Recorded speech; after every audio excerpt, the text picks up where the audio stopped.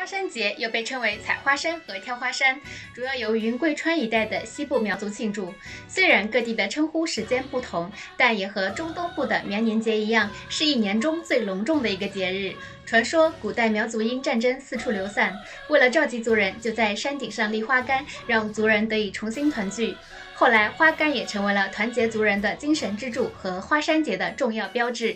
花山节原本是古代苗族聚会仪式和祭祀祖先活动的演变，随着时间推移，后来慢慢的加入了丰富的节日内容。现在每到花山节，苗族都会身穿节日盛装，汇聚到各自的花杆下，举行对歌、跳舞、斗牛、赛马、爬杆、射箭以及选美等比赛，庆祝脱离灾难，祈祷美好生活，人数多时达10几万人。在所有花山节的活动中，倒爬花杆的环节最为精彩。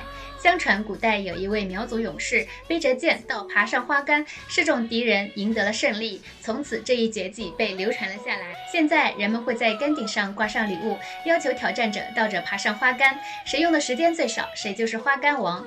花杆王不仅会获得丰厚的奖品奖金，还会受到人们的尊敬和仰慕。当然，花山节也是苗族青年男女寻找伴侣的重要场合，他们不仅要穿上自己最艳丽的服装，也要在各种竞技比赛中展现自己的才能，比拼风采。据说在花山节上，姑娘的花伞罩住了谁，就表明对这个小伙有意。